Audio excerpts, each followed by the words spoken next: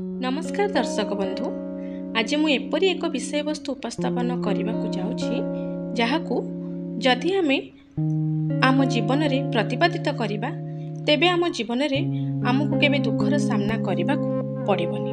दुखर सामना माने विपद तो आसीबो किंतु केबे केबे दुखर सामना करने को पड़बनी, कारण आपण अंतररू एते शक्तिशाली हो जाइथिबे जे आपणको दुखर पहाड़ केबे ग्रास करिवनी।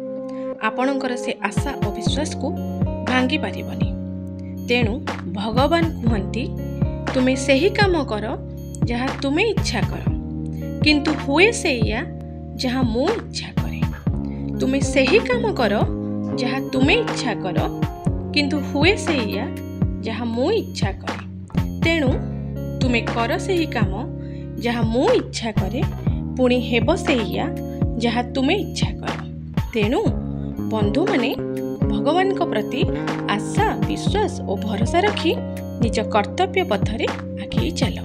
धन्यवाद।